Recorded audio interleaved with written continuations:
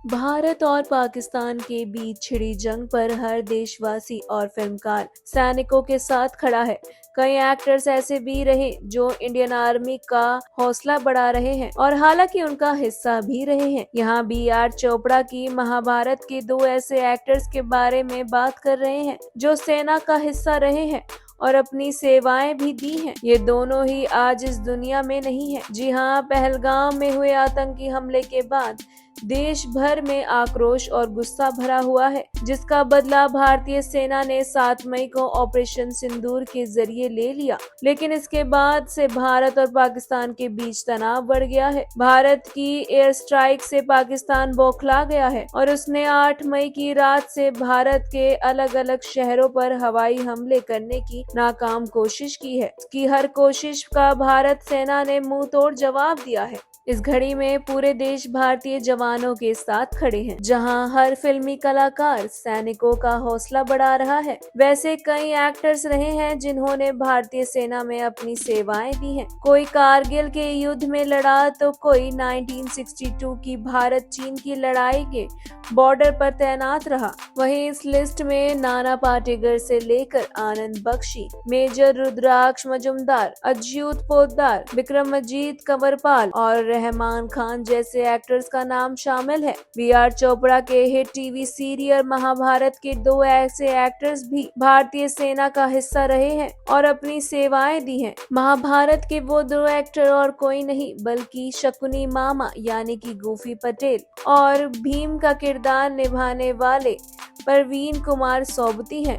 ये दोनों ही अब इस दुनिया में नहीं रहे हैं। गूफी पटेल को लोग आज भी शकुनी मामा के रोल के लिए याद करते हैं, लेकिन एक्टर बनने से पहले वह सेना में थे। उनकी पहली पोस्टिंग चीन के बॉर्डर पर हुई थी। गूफी पटेल ने दैनिक भास्कर से बातचीत में बताया था कि जब वह साल 1962 में भारत और चीन के बीच युद्ध शुरू हुआ तो उस वक्त वह इंजीनियरिंग कर रहे थे।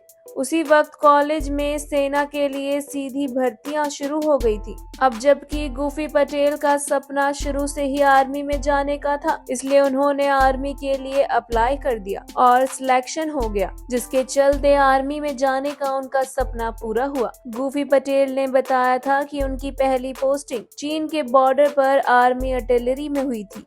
वहीं महाभारत के भीम यानी प्रवीण कुमार सोबती भी आर्मी का हिस्सा रहे हैं। वह बॉर्डर सिक्योरिटी फोर्स यानी बीएसएफ का हिस्सा थे। कम उम्र में ही वह बीएसएफ में शामिल हो गए थे। इसमें वह डिप्टी कमांडेंट थे। इसी के तहत उन्होंने कई इंटरनेशनल इवेंट्स में भी हिस्सा लिया था, जिनमें एशियन गेम्स और ओलंपिक गेम्स शामिल हैं। वहीं आपको बता दें कि प्रवीण कुमार सोबती 20 साल की उम्र में बीएसएफ में भर्ती हुए थे। बीएसएफ में ही उनके थिएट्रिकल टैलेंट पर अफसरों की नजर पड़ी थी। उनसे परमिशन मिली तो प्रवीण ने हैमर थ्रो और डिस्क थ्रो में देश का प्रतिनिधित्व किया। प्रवीण कुमार अब इस दुनिया में नहीं है। उनका साल 2022 में 74 की उम्र में निधन हो गया था। उस वक्त बीएसएफ ने प्रवीण कुमार को श्रद्धांजलि देते हुए एक पोस्ट भी शेयर किया था। वहीं इस पोस्ट में लिखा गया था, बीएसएफ के महानिदेश और सभी रैंक के आधिकारिक पूर्व डिप्टी कमांडेंट, अर्जुन पुरस्कार विजेता, 2 बार ओलंपिक 1968 मैक्सिको गेम्स और 1972 म्यूनिख गेम्स और 4 बार के एशियाई खेलों के पदक विजेता यानी कि 2 स्वर्ण, 1 रजत और 1 कांस्य